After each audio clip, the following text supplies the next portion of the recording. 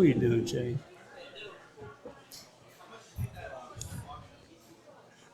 You good? Can you hear us? Yeah. Test. 1, 2. Can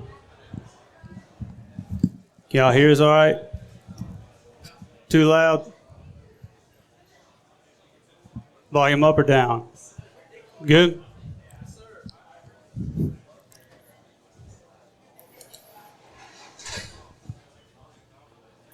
Sills, you good? Yeah, I'm good. Should we try the intro? No. No. All right, everybody. We appreciate y'all coming out here to talk a little turkey hunting with us. If you can't hear us, just holler at us or wave your hands because we got earmuffs on. It's going to be pretty hard for us to hear you.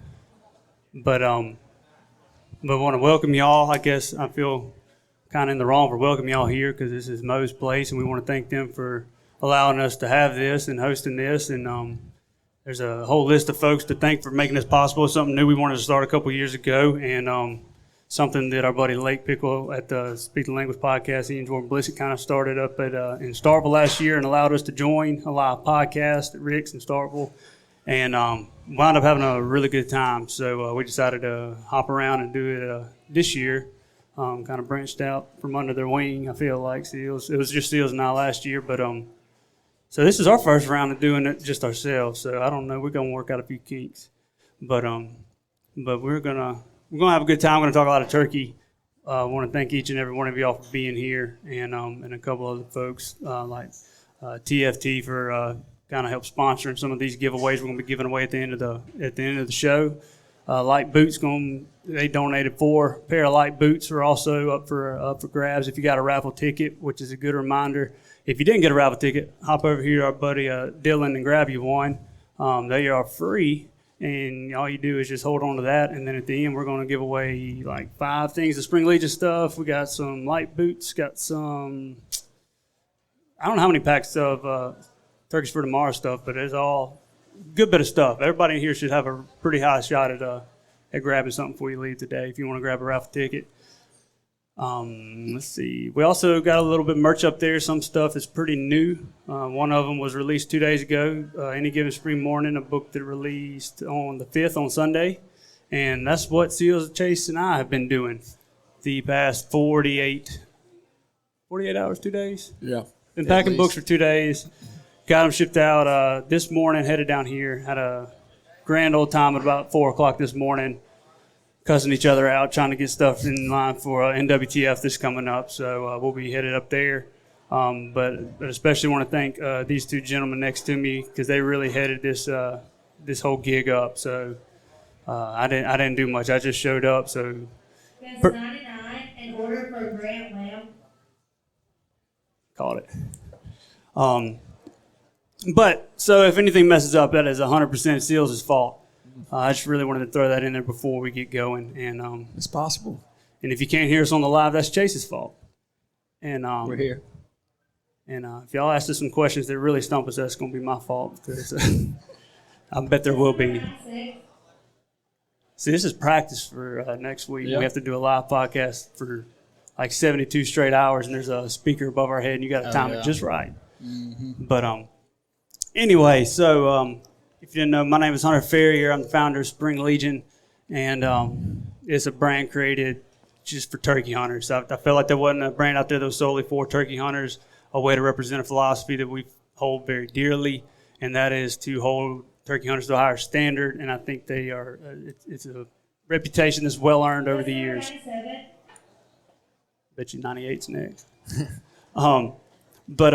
But so that's what started this. Seals and I used to work on chicken farms a couple years ago, and I met him before going to work one day listening for turkeys in New Hebron, Mississippi, and told him that I wanted to start something that branded that philosophy of the old school kind of style of turkey hunting. And long story short, here we are here in Auburn talking about it, which has provided a lot of really cool opportunities to talk about turkeys with folks who are just as gung-ho about it as we are. And it's been a wild ride. It's been a lot of fun. So, this is Seals. His real name is Austin. If nobody knew that, nobody's ever called him Austin a day in his life that I know of, and I've known him since I was 3 years old. So, You can call him whatever you want to, but Yeah. I call him a right-hand man. He does a lot for us. And Chase over here, I've also known him since I was 3 years old. I guess I met y'all around the same age. Yeah. Because he's my middle brother, and he's helped out a lot in this past year. So had a lot more free time and kind of gearing up for spring to come around, and looking forward to it. They're going to be doing a lot more hunting this year than I am, if all goes well. So hopefully we'll have a little bit of content for y'all. We've been really slacking on that end. That's not my forte, so to speak. And so that's why these folks are going to come along, going to get some stuff pumped out to y'all through the digital media world, I guess you could say. Yeah. So anyways, what do y'all want to talk about today? Is there anything else? Let me make sure I covered all these bases. Hold on now. Yeah, we're good. What y'all got? That's it. It's just seeing what it's become in the last 2019 is pretty cool. Like you said, we started there listening for turkeys, moved into a bedroom, Yep. and then Heck, now we what started it in is. a kitchen. Yeah, Remember? yeah. In that trailer me and you lived in. Yeah, I guess Chase got to see it the first day, which was February 14th, 2019. Yep. Because I had a free trial until the beginning of March on Shopify, which is what we still use. Yep. But the first hat was made in Sills' mom's bedroom, Oh, yeah. guest bedroom, on an embroidery machine she had. Upside down. And it is the same logo that's on all these hats. So we didn't change much after that, and we decided that's going to be kind of the kind of mantra, was not changing much. Yeah, it's not subject to change. Yep, something like that. But pretty cool being in Auburn. I used to come here pretty often for sporting events and stuff. I was this close. A lot of people don't know this. I was this close to coming to Auburn. I really liked Auburn when I was in high school. And probably even fewer people knew that I used to weigh like 220 pounds. I played middle linebacker and was recruited to play football at Auburn. I think Ted Roof was the defensive coordinator. I guess that would have been the Chiswick era. And made a couple visits here, and I thought of a pretty kind of funny story looking back, kind of related to Auburn. Some of the other stories me and Sills were involved in, I guess, in the college years, we probably shouldn't tell on the live podcast, but.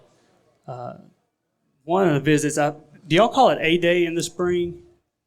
The spring game or whatever? So I came to that and kind of walking around. I don't know if it was a junior day or something like that, doing the visit and everything, walking around Jordan Hare.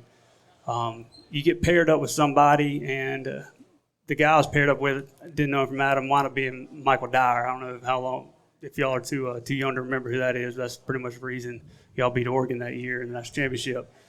So me and Michael hung around. He wound up sleeping half the time. I guess he kind of had it in the bag, the scholarship and everything. He was pretty dang good. And so we're walking around, and I don't remember who's giving us a tour, but it wound up being a coach I wound up hearing a lot about afterwards.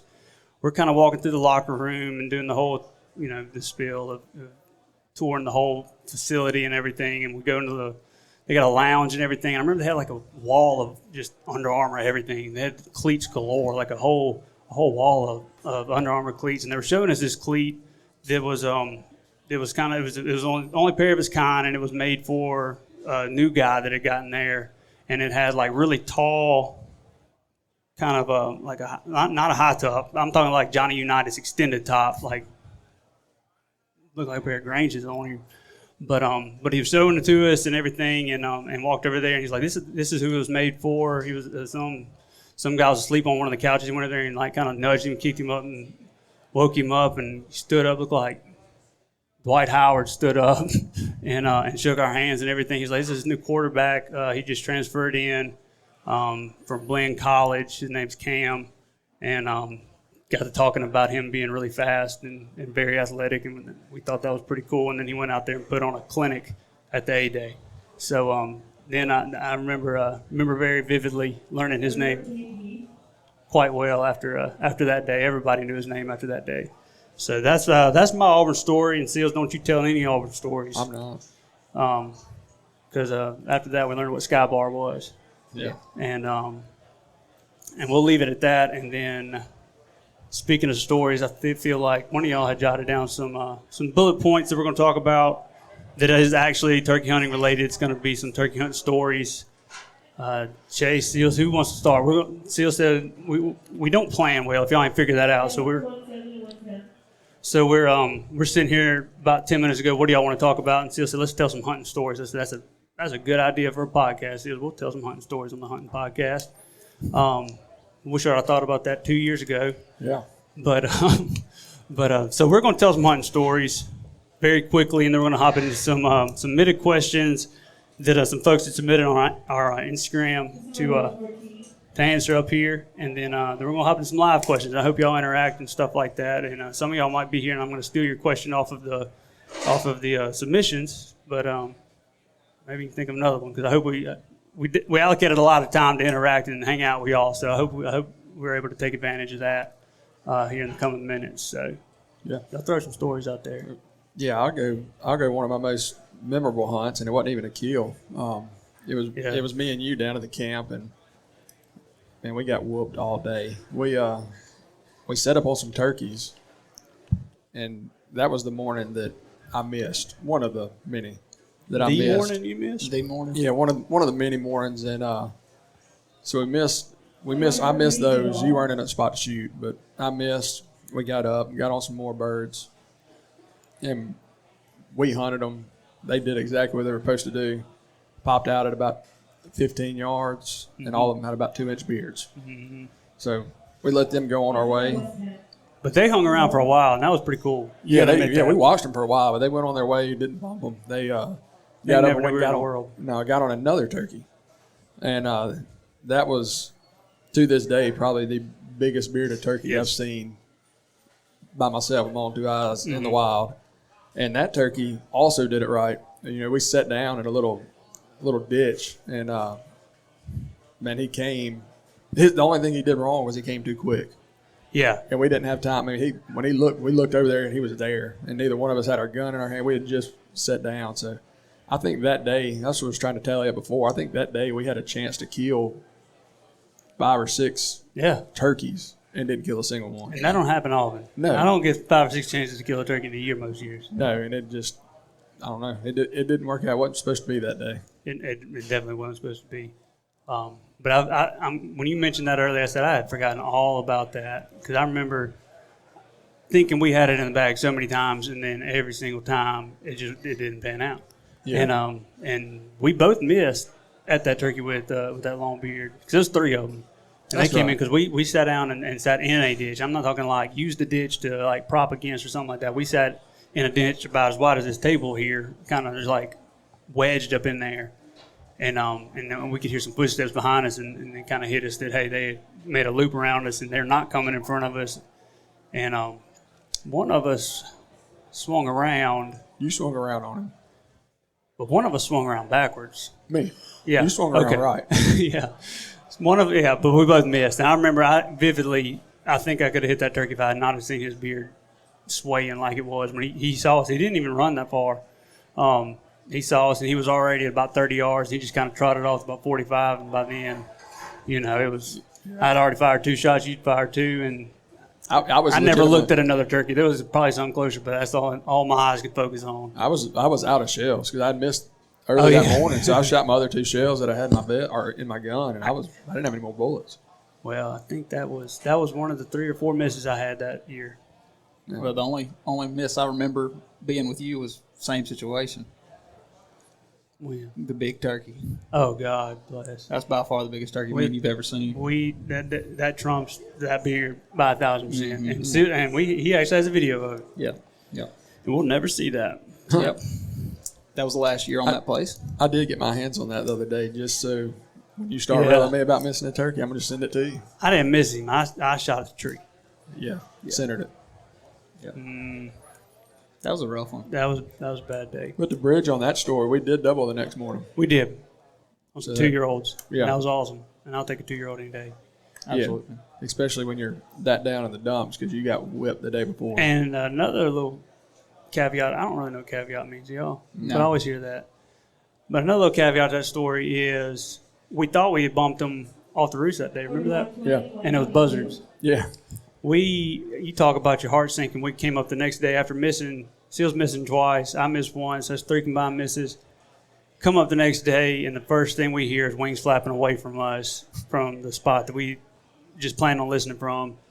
And lo and behold, it was some buzzards. We got to looking at them harder and harder. They only just flew, 30 yards away. Yeah. And so we're thinking, we're not going to get a shot at these turkeys if they are turkeys. They're just waiting for daylight enough to, get out of Dodge. Yep.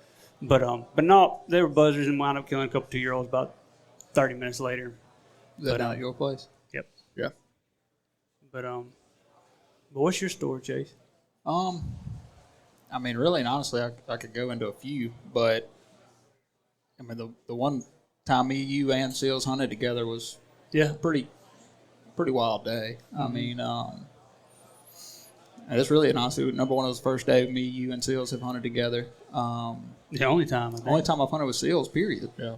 And we're gonna travel the whole season this year. Y'all better figure that out quick. Yeah, we're gonna have to get on the same page, which shouldn't be a problem at all. Yeah. But now that morning, I was hunting an hour away, I guess, or no, I was living an hour away from y'all, and then y'all were another hour to the camp. So I woke up at 2:30, 3 o'clock, something like that. Yeah, I know it was early. And I didn't get in bed, of course, until midnight 1. So I was dragging, jumped in the truck with y'all, got out there, and what happened though was the bird across the road. Is that how we started off? Yeah, we had one gobbling across the Probably what I said blacktop. there's going to be. Yeah, where we couldn't hunt. Yep. Yeah, because y'all heard him before. You know why? You know why I was there? Her Yeah. name was Peggy. Yeah, Yep. but Yep. no, that same morning you showed up, and I could tell you were dragging because you got out of the truck and said, "I'm leaving here at 9." Oh yeah, I was done. And I was like, "Okay." I drove for 3 hours. I felt like on an hour of sleep, but which it is normal Yeah. in turkey season. But I don't know. I must have April 30th, 3 hours of sleep is a lot different than March 16th, 3 Exactly. hours of sleep. Yeah, which I had that camera, my other camera, any and everything I could put in a vest. I was toting, and that's what I think drug me down a little bit more. As I knew I was going to tote 65 pounds around with me all day, if not more. But after that first one, worked in a little bit, we were fine. Yeah, I wasn't complaining too much after that. But the fun was.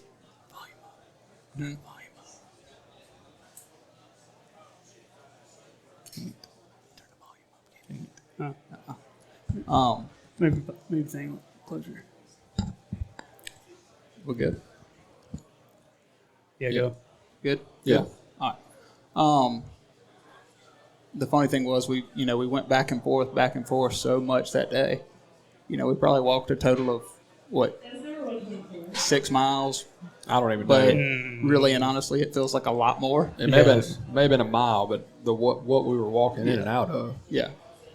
And I mean, to go 100 feet, it was like walking up and down a mountain. So I mean, and then we went through the cane thicket and any and everything in between there. Would that be considered Scutchelo Hills?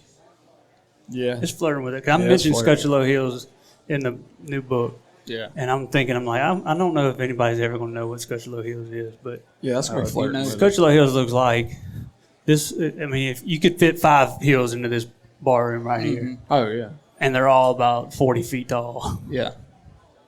And we were in and out of them all day. So were the birds. Yes. I don't know that they were. They may not have They been. might not have been. I don't know. I'm Seals not- doesn't think they were. He That's- thinks it was right where it was when we shot him. That's the most confused day I've ever had in the woods. Like, I learned so much that day. Yeah. Just from getting our butt whooped for how long? 7, 8, 9 don't know. hours, it felt like. A long time, but when I say they haven't moved, they still were never in the direction that I thought they were. But we ended up exactly Yeah. where I thought we should have. And Yeah. it was wild. I think we've probably hit on that at a prior podcast. Did we ever talk about that? I think we I did. mean, we didn't go into Yeah. that much detail. Which, I mean, We attempted to video it, but you know how that went. it worked. We got it. You Yeah. know? Enough. We ain't videographers. But no, that was a good day. That was a pretty cool special moment. That might be the only time in my entire life I'm gonna bat 1,000 in Mississippi. 101 shot one turkey. Yeah, you did. I was telling somebody the other day. I said there's been several seasons where I didn't kill 3 in Mississippi, but very rarely is it when I don't hunt a lot more than 3 times. But no, this this past season was a lot of fun. We're looking forward to a lot of fun this upcoming season. I can't think of I've been reading my own stories about turkeys, editing that book so much I can't even think of one to hit on that I hadn't already hit on. But wanted to I guess what we got next? Y'all want to hop into some of the submitted questions, or y'all want to keep rambling on about some stories? We can go into some questions. All right. Ramble about them. What do y'all want? Y'all want to hear some more stories? Or y'all want to go into some of the submitted questions? Talk like tactics, strategy, whatever. Y'all are driving this ship whether y'all know it or not.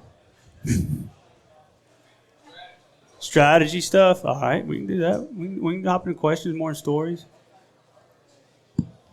That's all we do is tell stories. Yeah, and none of us are good at telling stories except for you. I ain't good at verbally telling them. Yeah, you can write them. All right, we're gonna hop into. I wish we had some like segments, some like 20 questions or something like that, and somebody had to be on the spot for something. We'll think about that next time. I feel like I'm like hosting like a DJ or something right now. But I don't know what's on the sheet. Well, I'll tell you what's on the sheet. So we ran a little Instagram poll the other day, not Instagram poll, Instagram questions for some submissions. Tried to pick a few that sounded like they'd be here to kind of hit on, and then we're going to kind of build off that and do some live Q&A, some live conversation. If you talk loud enough, you might wind up on podcast. So be pretty cool. Which has been doing pretty well. So anybody who's listening to this that is not here, we appreciate y'all listening. And first one is from a fella named Tucker Garner. Tucker, are you here? Where you at? Yeah, he's here. I hear he's here.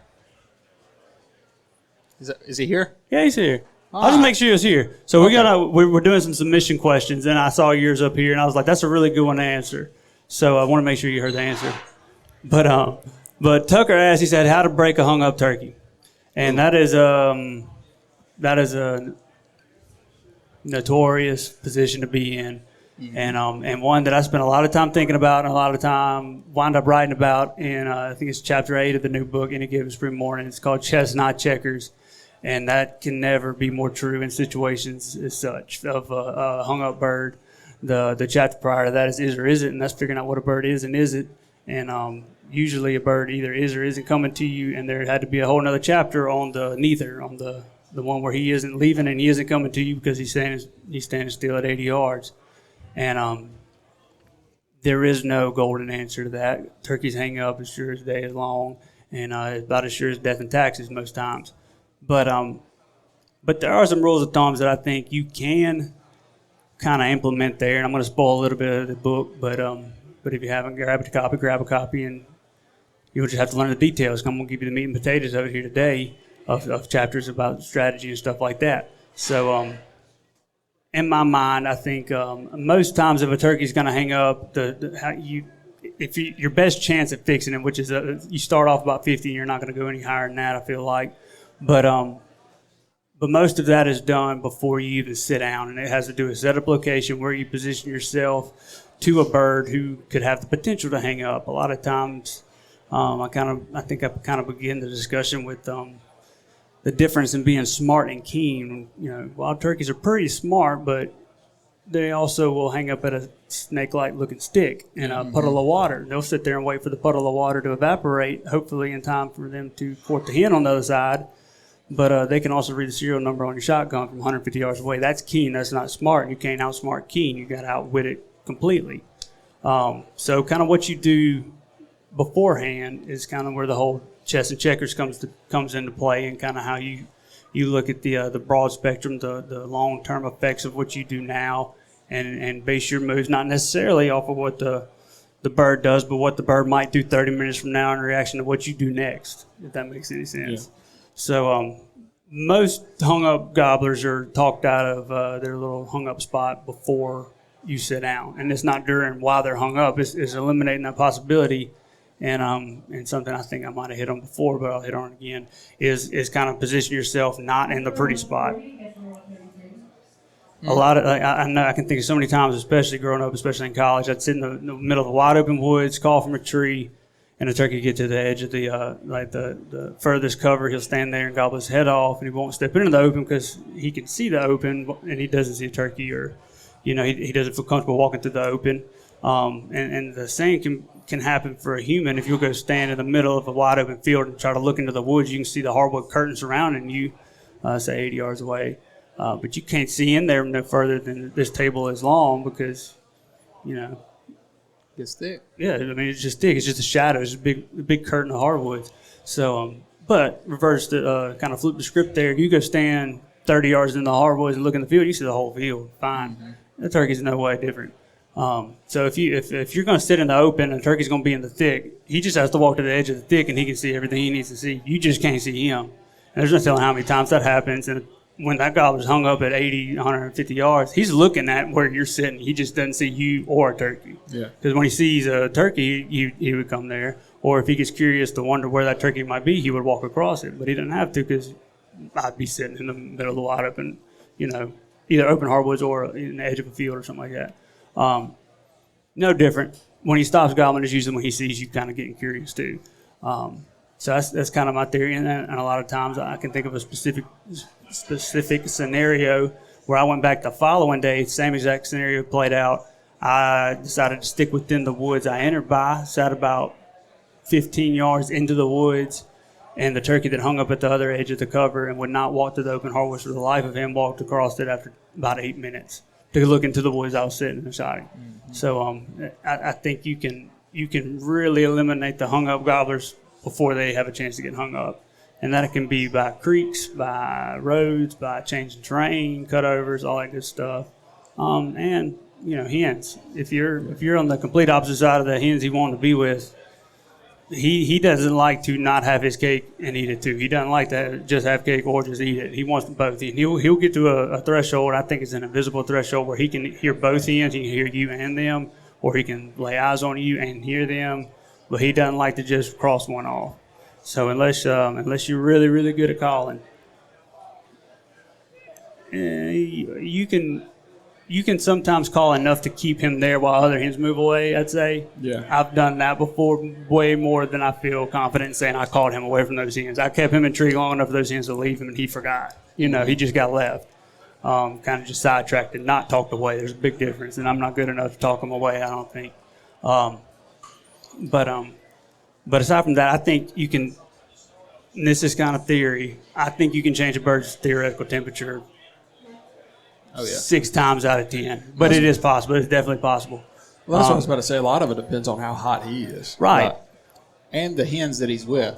Yeah. Because if you can call hens, you can do a lot too. Which is not necessarily a difference, but if you can convince the hens to come, he's going to follow. Right. Which, that's a scenario to get him off of too, which what I'd like to do is call a lot when hens are with him, which you may not. I do. Because eventually one's going to get ticked off with him or with you and end up coming over there. Yeah. More than likely. Not always, but more than likely. That sounding like multiple birds, anything like that can normally pull a group or pull him off, I think. Or that's where my luck's more at, aside from position. So, what do you think, Steve? The generic answer is it depends, because like you said, I base a lot of it on the temperature of the bird, but I also, most of the land that I've hunted, I know the terrain. Mm-hmm. So I know on it that, if that turkey's hot, I'm going to sit there and I'm more patient. I'm going to give him 20 or 30 minutes and see if he breaks any. Mm-hmm. If he don't break, after that last gobble, I'll start easing towards him. But like I said, I know the terrain. I know most of the time. I can tell if I need to go this way, if I need to.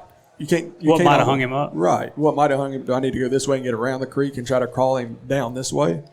Because he's not coming across the creek. So get on his side of the ditch and then try to call him. And a lot of times that'll work. You cut that barrier out, then eliminate problems where they happen. That's right. Yeah. That's what I'm saying. Pretty much what you just said. Now, something I've picked up on, speaking back on the hens deal, that I picked up on actually last year with that turkey Brett killed the first weekend. We thought the hens were pulling the gobbler away, which at first is what happened. But then we made a loop around them, got in front of them, we thought, called, and then he was back where we started. Mm-hmm. And then we made the big loop back there, and he was where we had just called. And it had kept just happening. We ended up passing each other. He was in the woods. We were on the foiler trail or whatever. Ended up passing each other.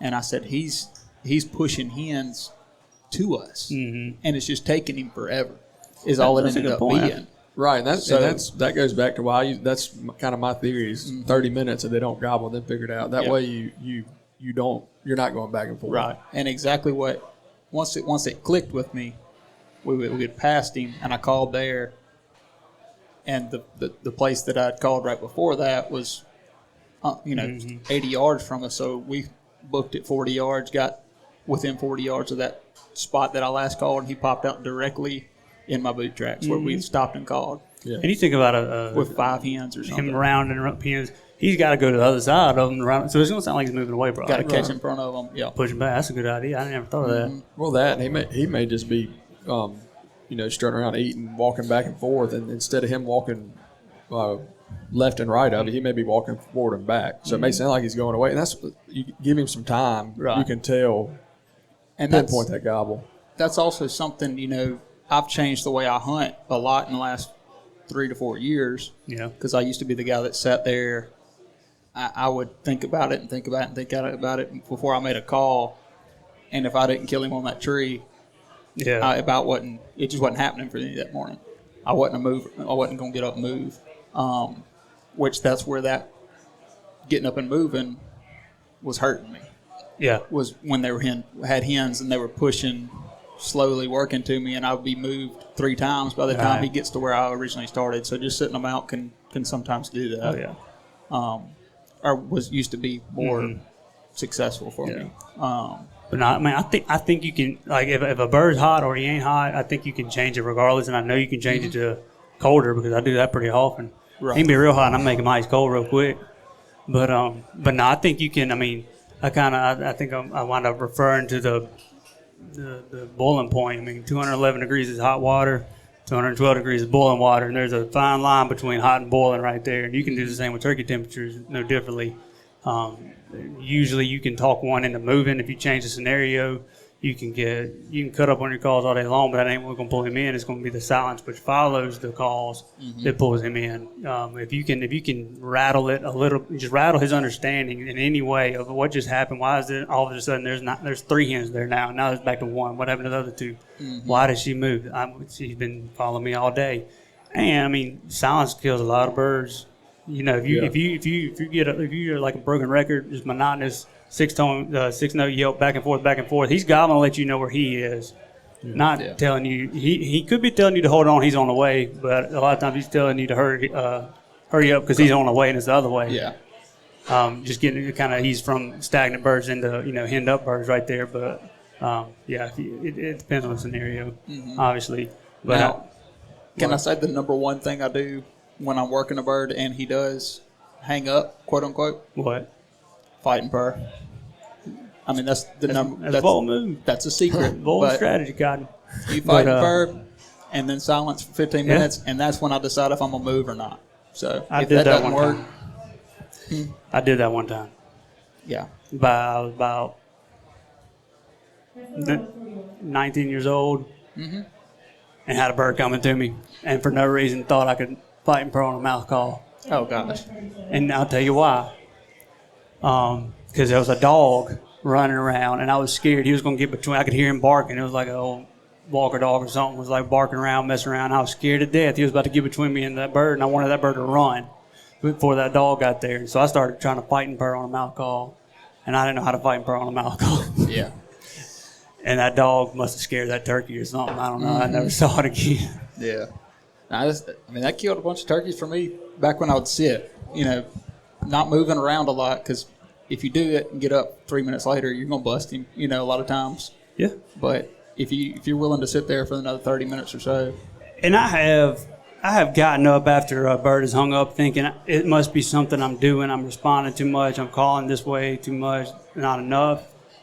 get up and walk and see where he was standing, and there's a freaking ditch that's 8 feet deep, and it had nothing to do with what you were doing. You couldn't get around the ditch. He was gobbling because he's trying to figure that out, or he's walking. You think he's walking away or walking left and right and back and forth walking this creek. He's just trying to figure out how to get across it. Just sit there and wait, or make it easy. Go to where he can cross it and sit, and call from there. Those are the birds that kill the next day a lot of times if you don't bump them too much. That and hunting open areas like that, get where he's got to come around something to see. Right. I mean, simple as it, not necessarily simple as that, but that's something you may do tomorrow. You may not be able to do it today, but you can do it tomorrow. And find a different direction. I don't have a ton of scenarios where I can just hunt the same bird tomorrow, but I will. I mean, I do get personal. I get hung up on one if I know he's there and I know what he did yesterday and now it's today, and I don't sleep well those nights, and until if I gotta spend an extra day there or something like that, I will. Well, that's one thing I don't ever count on is a bird to do the same thing he did yesterday. And that's what. But if you know there's a bush there or a treetop that you could put him when he gobbles, get him that treetop between you and him. That's a good spot. Yeah, sometimes. And I've had luck with it.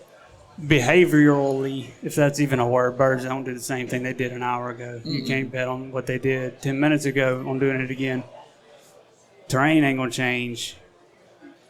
I'd say. Really and honestly, I'm just saying learn the terrain if you can. Yeah. If that's your first time. If they time head on into that a bird. bottom, a lot of times that's where they would. For 3 days, they want to wind up there, and usually that is because of it being cool, or there being acres down there, or something of that nature, or windy. It has nothing to do with how they feel or what they think they should do. It's something's magnetically pulling them to that, whether it be temperature, like physical temperature, or a food source, something like that. Until that's gone, or there's a reason to not be in there. If it's not windy the next day, they don't want to go back down in there. Right. So. One of them, it depends, I guess, in in the end of it. But let's see. We got one more submitted question. We'll save that just in case. Sills, you want to throw in anything else? You gave your 2 cents on that, though, didn't you? Yeah. But if anybody does happen to have a live Q&A question, y'all feel free to throw them out whenever it's online. If anybody's got anything, y'all throw them out whenever. You got one? So, when a bird shuts up when it gets off the limb, When a bird shuts up when it gets off the limb, what do you do? When he gets off the limb? Yeah. You talking like as soon as he gets off the limb, he stops gobbling? But he gobbled hard on the limb? You know what he's probably doing? Turn it up? I don't know if we can turn it up. I really don't know. Turn it up over there. I ain't touching that. Let's see if we can. Turn this up, it's going to ramp. You sure? You want me to try that? Yeah. Risk it? Give it a go. We may blow y'all out of here with a squeal. It only took us 40 minutes to figure out how to turn it on. Yeah, we'll try. But when we turned it on, it came on. Thankfully, nobody was in there. Is that better? I feel like we almost did it. Is that a go up or is that a good? Go up? Test. A good? All right. We can always talk louder. Yeah. Put your mic closer. I think that's all we can do. And I can run it. Don't try it here. Hey, we're very lucky that what's that music store we went to? I don't remember the name of it, but we went to 4 places to get a cord just to hook into that. So, first rodeo. Sound better? Can you hear us at least? We'll try to talk a little louder. But all right. So the question, going back to it, and if y'all don't know this, we take a lot of half times in our real podcast too.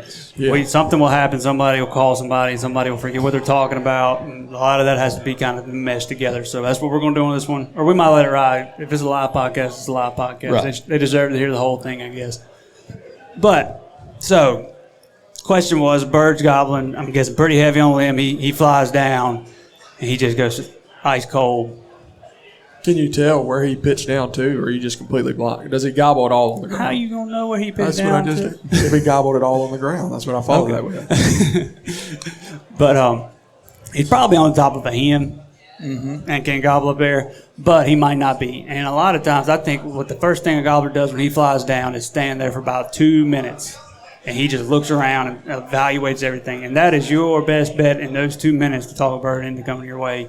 You got like 30 seconds on the limb. If you can just time it right, those last 30 seconds where he'll sit there and bobble around. He'll look at the ground. He'll twist his head, all different kind of which ways. Turkeys can see like 360 degrees this way. They just can't see it this way. So they got to turn their head sideways. You'll see their head moving around if you ever do get to see one on the limb. They'll get to wobbling. They'll flop around in trees all over the place. And when he does pitch down, that's his decision moment. If there's not a creek or something, which I do think a lot of birds will roost in a spot, which is a point of option, is kind of what I call them, rule of thumb. They'll roost, on the creek. So if they hear a bird on this side of the creek, they think fly ahead, go ahead and fly on that side, or they'll go ahead and fly on this side. And a lot of times that's decided on the limb. But once they do hit the ground, we flirting with the. But once they do hit the ground, I think it's a whole new decision there. And a lot of times, he's just strutting around a hen that walked to his tree, and there's not much you can do right then, especially if you do hear another hen. I wouldn't move until you hear him gobble again, because sometimes he's got something on his mind, and sometimes he hits the ground, his feet don't stop until he gets to where he's going. More times than not, his feet hit the ground, he goes into strut because there's a hen waiting on him there.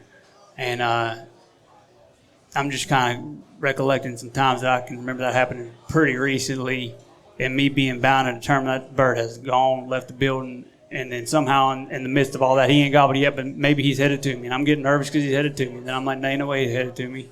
I ain't heard footsteps, and he should have been here by now. And at least 45 minutes will go by, and he gobbles, he ain't moved. He's under the tree he was roosted in. He just hadn't moved at all.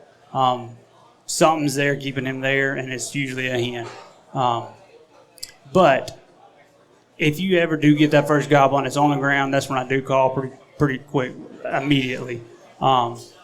Make sure he hears it, and I think there's a big difference in responding and recreational gobbles. A lot of times they'll just gobble to gobble on the limb. When they get on the ground, it kind of shifts to a conversation. You got to talk to him then. You're not just kind of back and forth.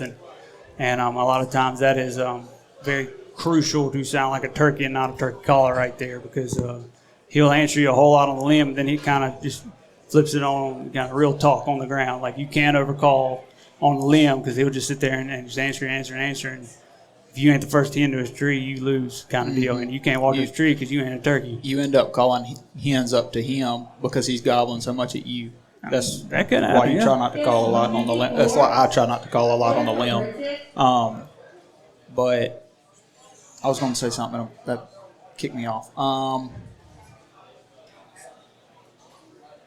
A lot of times what I've been tricked on with that is the bird's still in the tree, and he just quit gobbling. That has happened to me a lot. If you're looking at him, yeah, but 99% of the time I'm not looking at him. Surely he flew down and went the other way, and no, he's just sitting in that tree. You heard him stretch one time, the flap, and he saw you move, or saw a deer come under him, or a dog come under him. Could have seen a red bird on the same limb as him, and it just ticked him off. That has happened to me too. That's what 90% of the time ends up happening to me, and I go towards it and spook him off the limb. Mm-hmm. That's a big thing to watch for. And normally it's either he saw a glimpse of you, your phone light up, your camera reflect, or just simply something ran under him. Squirrel, It don't take much to shut him up. That's my take on that.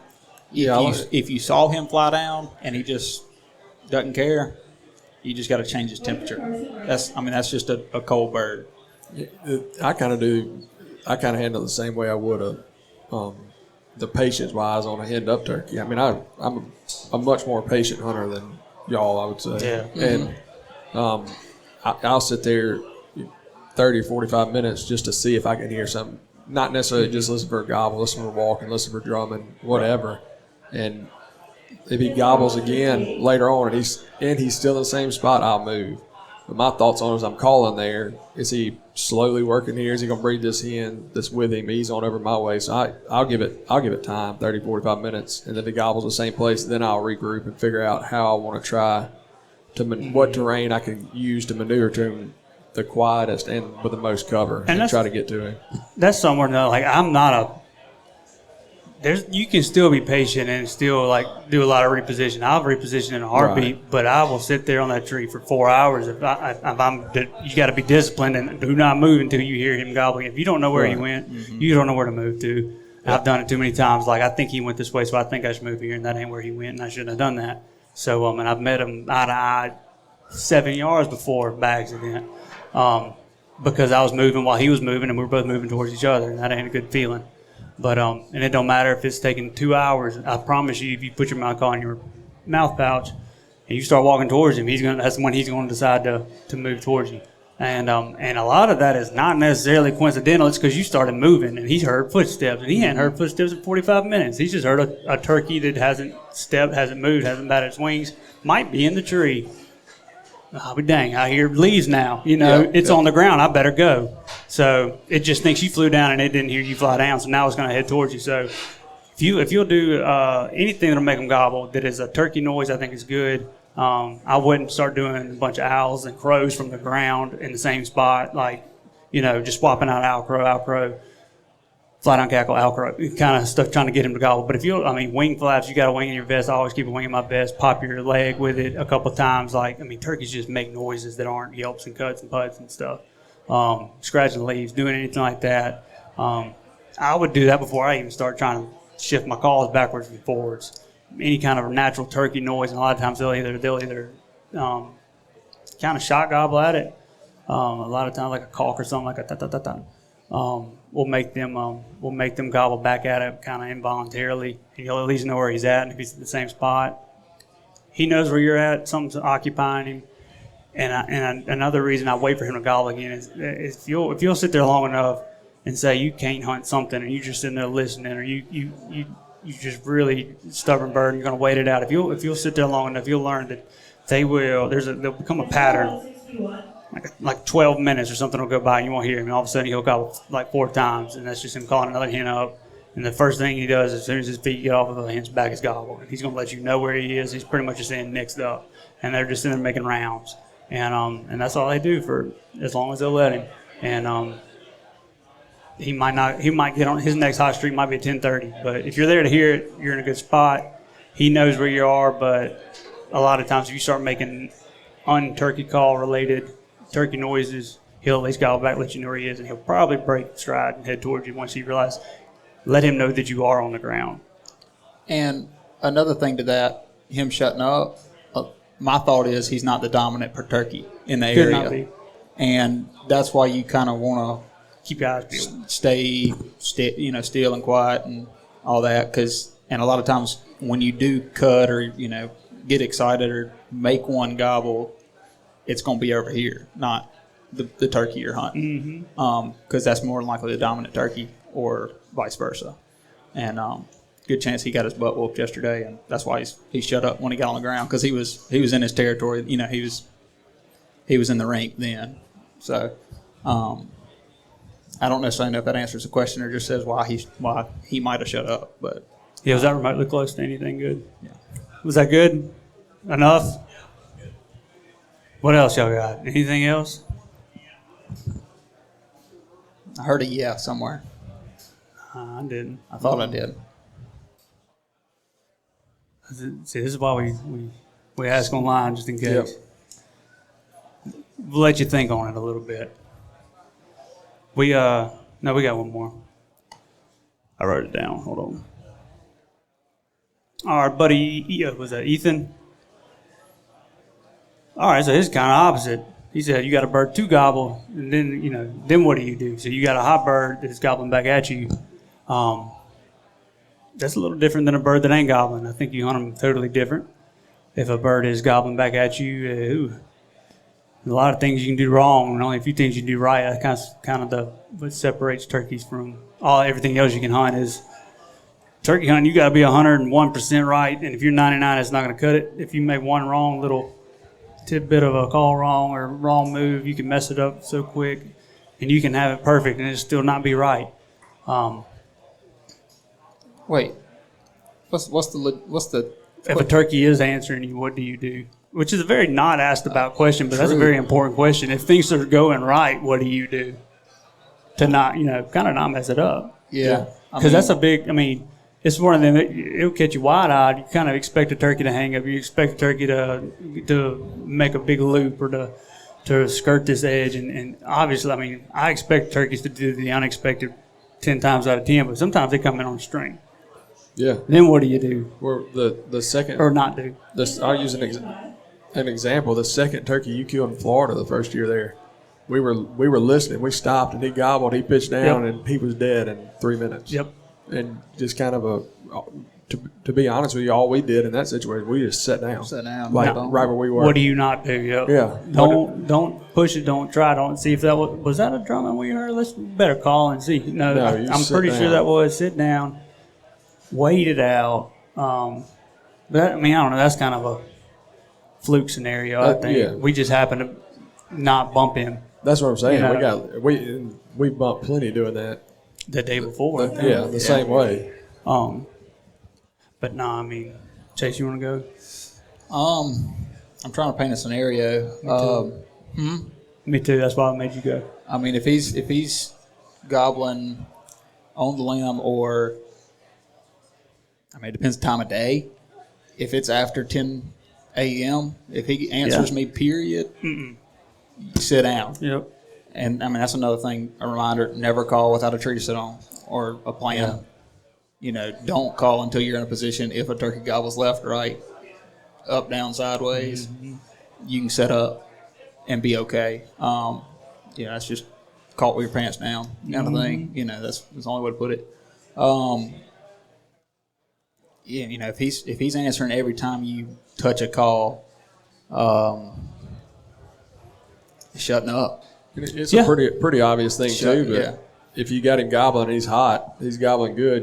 The first thing I think about is what, in the 300, the 180 degree area that he has a chance to come. Mm-hmm. What kind of terrain am I getting in? Mm-hmm. Because that goes back to if you're hunting by yourself in that situation and you're pointed over here to your right, but the terrain is not where he's going to come. He's going to probably come around to your left. Yeah. You got to kind of, is there a logging road through there that he's going to hit? Is there a creek? What is between you and him to make yourself in the best position you can? Mm-hmm. Yeah.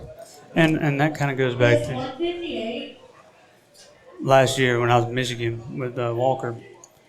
There was this, I never hunted with Walker before. Met him about 7 hours prior. He's from here. I don't know if y'all know him, Walker Davidson.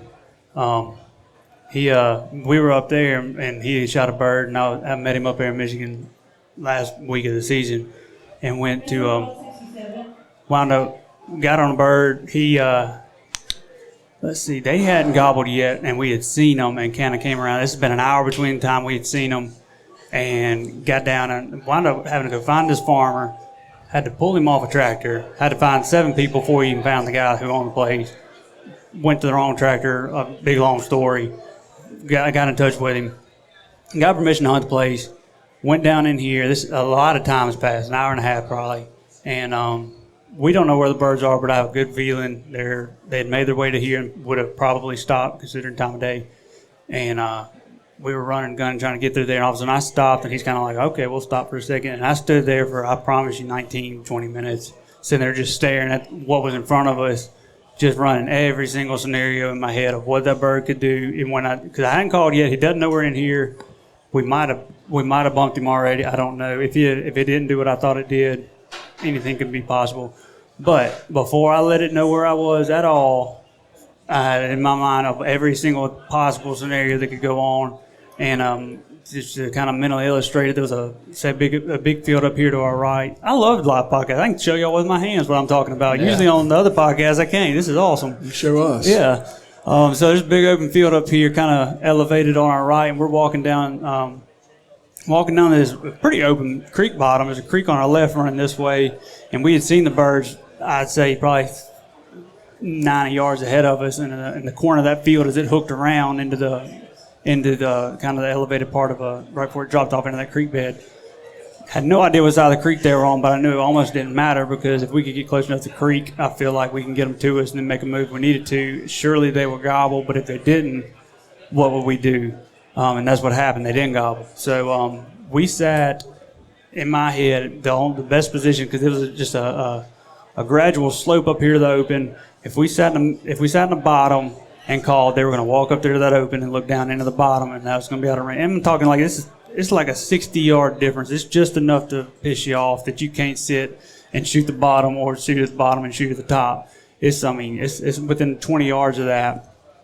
And if you sat at the top and tried to shoot them in the bottom, you're going to get skyline. If they walk out of the open, they're going to see that there's not a turkey in that field where you're calling from. They're going to stay down there in the bottom of the creek and not cross it. For sure not cross it, not coming up at all.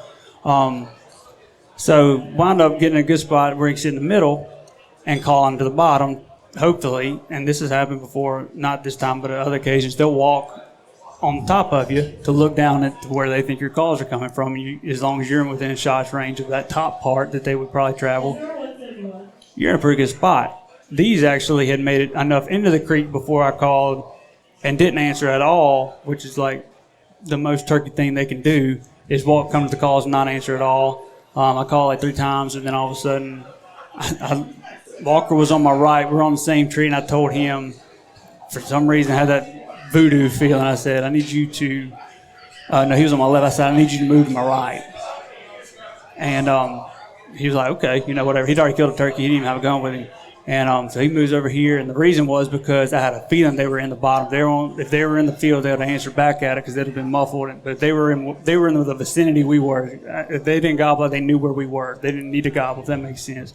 So I had a feeling they were walking to us, and about that time is when I said, if they started walking at that rate, if they ain't moved, from my first call to now, they should be getting pretty close, and we got about 3 minutes to make a move. We're going to make a move at all, and then I'm going to call one more time and check it, and then we might have to reevaluate. So he got settled, called one more time, pretty abrupt, like a cut, real quick, and then like a 2-note yelp maybe, and they gobbled right there, and they just paced just enough to be right there, and that was just because I didn't want them to get behind us and me have to swing and Walker be sitting there and it getting into a bit of a tangle there, and that's exactly what happened. They come right there, shot. There's an overhanging limb. I remember about 25 yards, and that turkey walked up right and looked over it like this. I mean, the limb is right here on the turkey's neck, and all of a sudden he goes down in a strut, and I think I can shoot him right there. And I cut or something, and he raised up and I'm like, that's enough. And I shot him. No, it was not. He ducked back down under the log and popped back up, and I shot him right on the other side of it. So missed another one. Yeah, I mean, but I actually hit him on the second shot. Mm-hmm.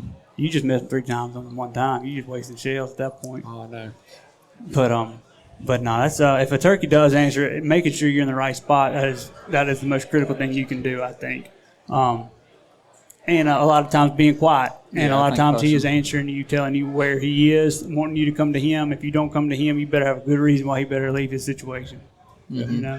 That was not one of those talking them over there. There was no other option. I looked at them with my eyes. I knew exactly where they were and where they were headed without gobbling. So that's a different scenario. If I don't know that, that's going to influence how much I call, where I sit, all kinds of stuff. But that's just a little bit of a different situation, I guess you'd say. I mean, if a turkey's answering you on the ground and you don't know if he is or isn't coming and he's just lighting it up, I mean, hush is what I would do. Yeah. And if he keeps gobbling on his Make own, him look. Yeah, I mean, you want to call a hand, get him to react to you a handful of times, and then silent treatment him for 15 minutes. If he gobbles in that 15 minutes in the same spot, that could be his breaking point. If he could just be saying, "You should be here by now," and he gobbled one time, hit him, meow, meow, meow, 3 yelps, 4 yelps, and shut up again. And I'll say probably. Or not probably, but majority, they seem to close some distance after that. Get curious. And I'll say this right after just saying the story I just said, the not calling I don't like to call. Usually that's a different scenario. I don't like to call if they're close at all. The last thing I want a turkey is to know have a margin of error like 3 yards of where I'm at. I want it to be like 30 yards. So he has to kind of be around looking. I don't want him looking at the tree I'm sitting on as he's looking for a hen, because he's going to see any type of movement. I like it to be vague in his mind and make him wonder, and not answering him every time, because a lot of times, if you hand him the reins and are very willing and submissive into answering, if he's wondering where you're at and gobbles, once you call back at him and you do it, he doesn't really have to wonder anything. He knows where you are and what you're doing, what your temperature is and everything like that. So he'll sit there and gobble until you get impatient enough to walk towards him thinking you're a hen. So that's when silence really comes into play. Not as much as I preach on curiosity a lot and coming to look for you, but pretty much just telling him, that you're going to drive the ship this morning. You can hop on if you want to, but you're not necessarily as willing as it might seem. And I mean, sometimes that throwing a call back can be a good situation too. And a lot of times he's gobbling. Either telling you to come to him or he's wondering where you're at. And sometimes you got to let him know, hey, I'm over here. And I've done that before. If they're off by 90 yards, you need to pull them over there. Don't make him keep wondering, because he's wondering, but he just ain't right. Right. And I mean, that's just scenario. If he's running to you, obviously just wait, click your safety off. But if he's answering you every, I keep wanting to hit on this, and every time you say something right after it, it makes you. Oh, go ahead. No, I'm just saying, like, more importantly, we're talking about calling stuff, but the first thing that came to my mind, if a turkey's doing what you think it should be doing, is put your cheekbone on the stock of your shotgun. Because if he's reading the script, you're going to get in a whole new realm of emotion, because you don't expect that to happen. And that is the most off guard I've ever been caught, is when a turkey starts doing what a turkey's supposed to do, and you don't know, when is this going to mess up? Something's bound to happen. Something's bound to make him shut up. The turkey voodoo is about to strike me twice if it needs to. But he'll come in, and if he comes in the direction your gun barrel's pointed, you're going to shoot right over him, because your cheekbone's not going to be on your gun, because you're going to be watching him for 13 minutes strut in and just be, too mesmerized by you. You got to get the cheekbone on your gun, Sills.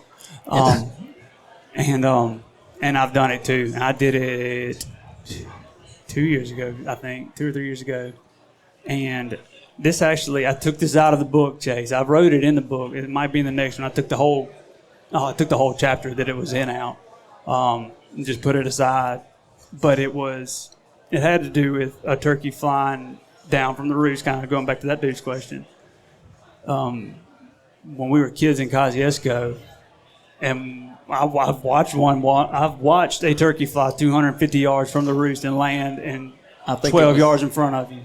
In twice. 2 inches of water. Maybe. I don't remember no water. The day I went there, it was water. But I remember sitting there, and I've seen it happen twice. And the first time, Chase shot it as soon as his feet hit the ground. The second morning, I got to go, and I shot smooth over him. And then, I'm talking 5 feet from where the other one's footprints hit the day before. Okay. I thought you went the day before, and I went in there the day after.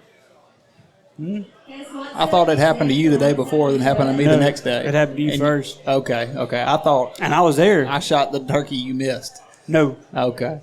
You shot a turkey, and I was there watching, and then I went back, and we sat, I'm talking 30 yards. I mean, you weren't, 6 or 7, I feel like. I was 8 or 9. Maybe. But we went back, and I remember sitting in the same spot, turkey, same wood line, just a different tree, flies across a whole cutover land, same road. And I shot, my head was sitting right here, and I pulled the trigger, looking just like that. And I was sick to my stomach. That might have been the first turkey I ever missed. I don't know. I was sleeping in that morning. I remember that one a lot more than a lot of other ones. So, Yep. But that one, that's one of the most memorable hunts I've been on, just watching that turkey fly. That's what felt like 800 yards. Because, he got eye level. I'm still sitting in Dad's lap. Yeah. I mean, I'm small enough. I'm sitting in Dad's lap still, or beside him. He's in talking distance of me. I was behind him. And he said, all right, hey, he's about to pitch down. He had binoculars. He said, he's about to pitch down, and we're going to make a move. Because we got caught. The sun beat us the first day. And we could see the turkey because the road went down the middle of the cutover, and the road went around the outside of the cutover. We thought he was going to pitch right down, come around the curve. Yeah. And all of a sudden, Dad goes, all right, he's getting ready to fly down. All right, he just pitched down, get ready, to move. Yeah. And he said, heck, click this time you got to see him. Click your safety off. Yeah. And boom. I mean, it was He lit a minute from here to that tree from me. Yeah. His wings didn't close before I pulled the No. trigger. Legit. He didn't flap him one time. He hopped down and just glided all the way and just Eye level. Yeah. It felt like eye level. And you'd think I'd be ready for that the next day, but nope, still caught me off guard. Yeah. I think I probably pulled it before he even hit the ground. I don't know. Mm-hmm. I probably pulled the trigger while he was in there. I don't remember. I just remember just pulling triggers. Yeah, you think a mallard does that to you? Yeah. Have a 10-inch longbeard does it to you. It's. But that's a good That was- question, I thought. Yeah. I forgot about that almost. Like, never forgot about it. I just hadn't told it in a long time. I don't know what made me remember that. What I was writing about, it was something about I had 2 chapters, nevers and always. Mm-hmm. The things you never do and the things you always do, and I decided to hold off on those. And as well as a couple other ones for the next book, whenever that might be, if it's 30 years from now. But somehow or another that related to it. I don't remember what it was. But I never count on a cut over bird. if I could hunt anywhere, it's cut over. Mm-hmm. A fresh cut over. Not obviously. Right. That was a thick Fresh cut over. cut That over. wasn't a That fresh was like a cut over. 5-year cut Yeah, over. that was nowhere near it. We weren't trying to hunt there at all. He just gobbled real early and we had to sit down. Yeah. Worked out, though. Yeah, I mean, once. But, Should have twice. It worked out twice. oh, yeah, it did work out twice. Somebody crumbled. Yeah, I mean, that wasn't a bird's fault. Yeah. But, what you, anybody else got anything? Something? Thinking about it? What you got?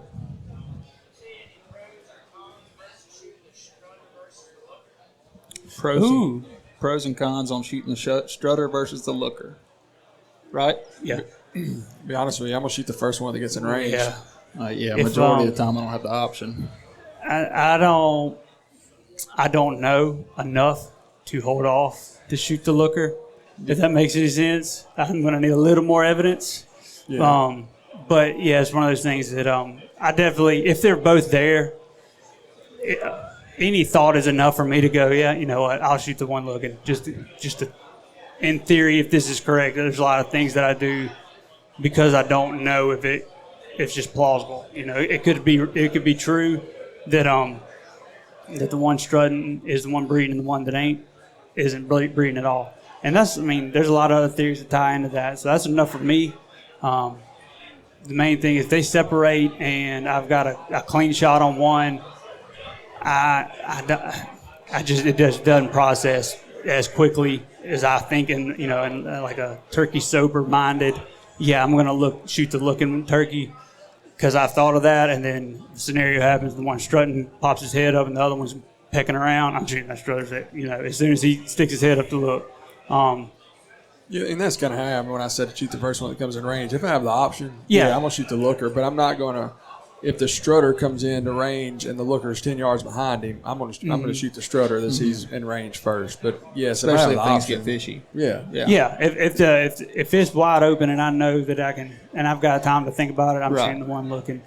But most times it just doesn't pan out that way. I'm not saying it doesn't pan out that way. It just half the time it could be the looker that I shoot. It's just a 50-50 split at that. It's non-discriminatory. And honestly, I can't think off the top of my head of a time I've had to do that. Pick. I can think I about call in 3. solo turkeys Yeah. almost more than anything. I never call in multiple turkeys. I don't know why. If that's because I don't use a decoy.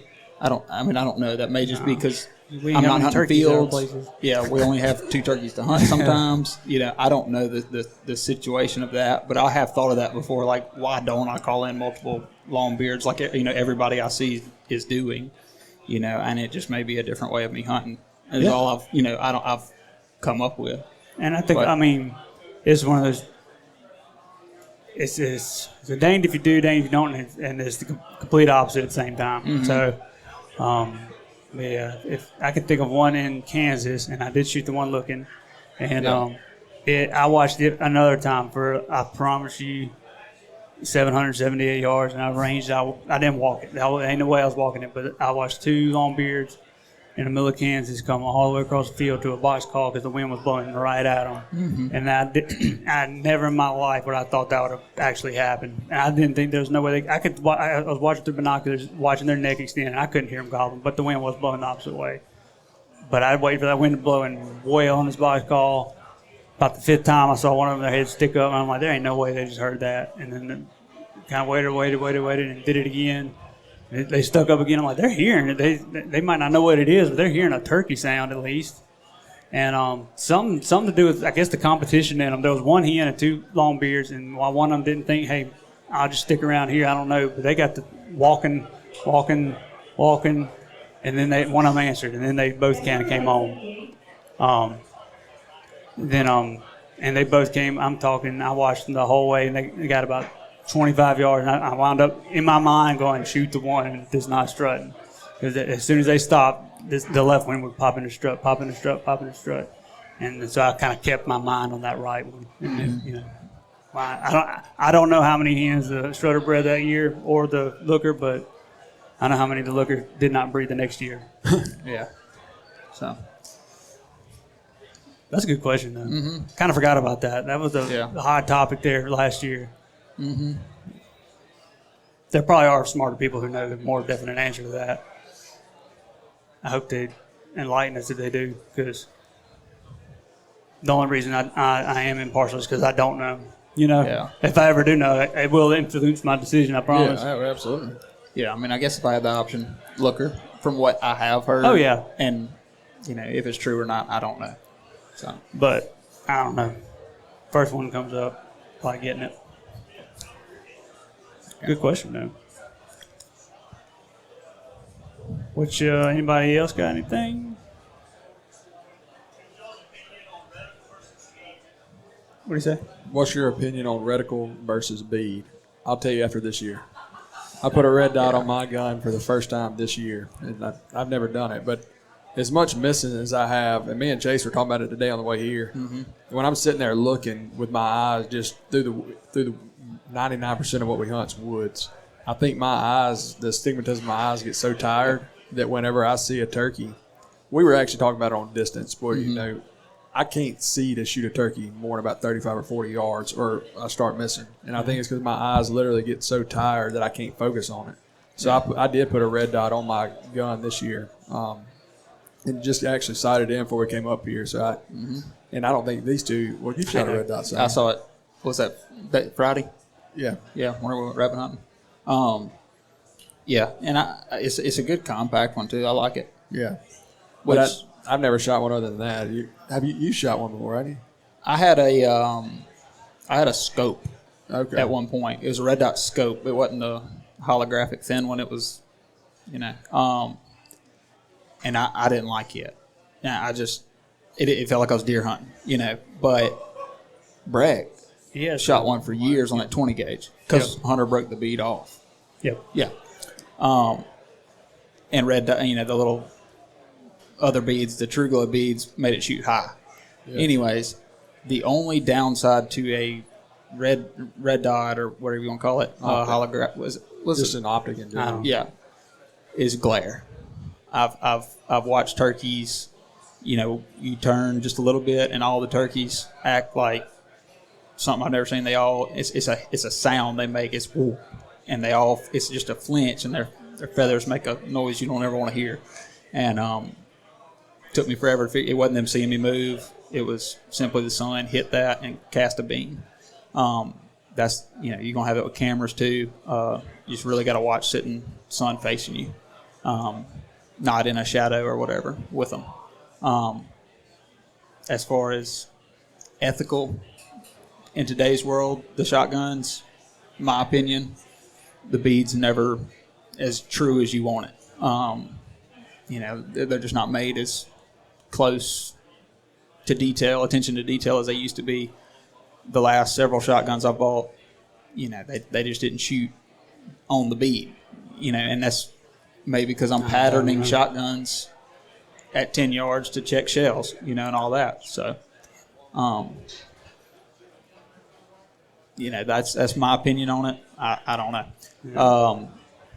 If your gun's not shooting on the bead, heck yeah, get a sight. Make sure your gun's shooting straight.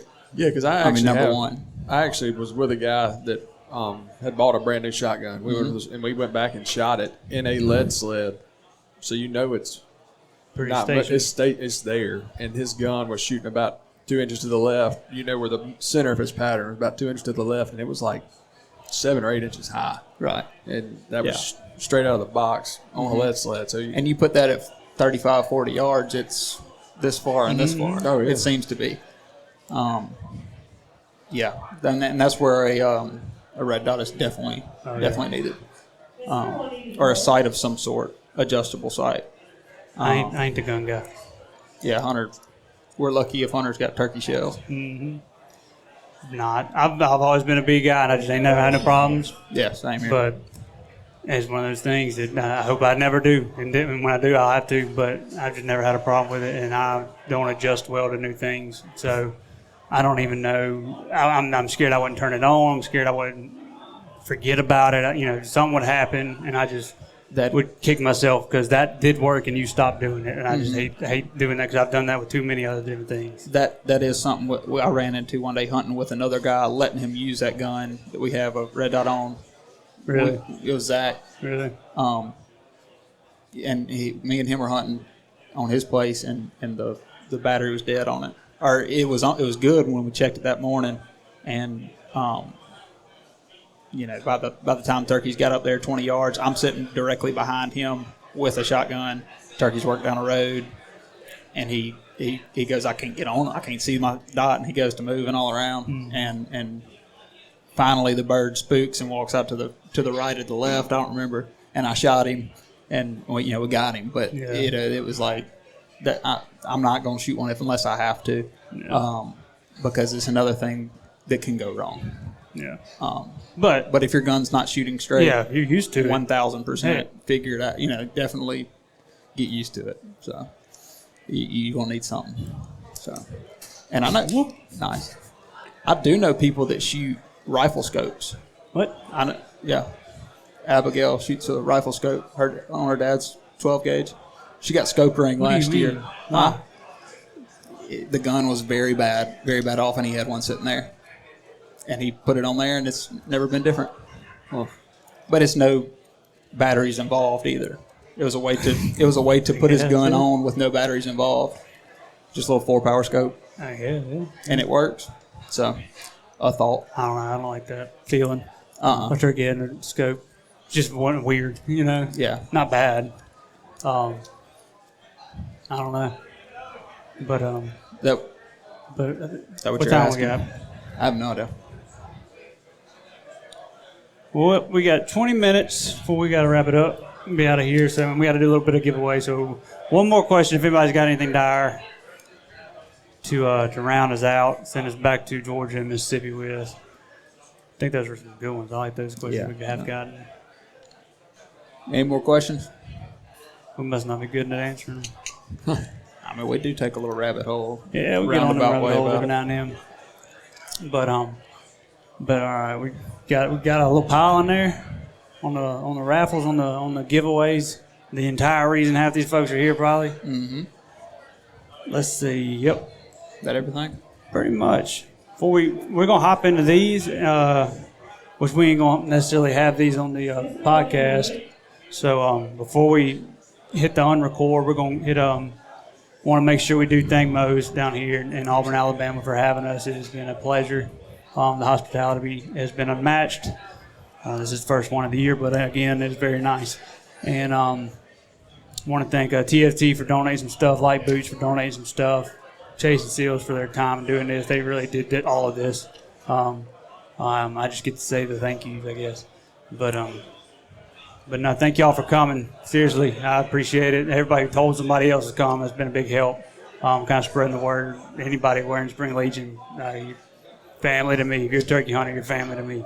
Yep. And I mean that, and I really appreciate y'all coming out here, and I'm really looking forward to hanging out, meeting y'all, shaking hands, signing books, whatever, shooting the crap with y'all here for as long as y'all want to. I ain't got nowhere to be.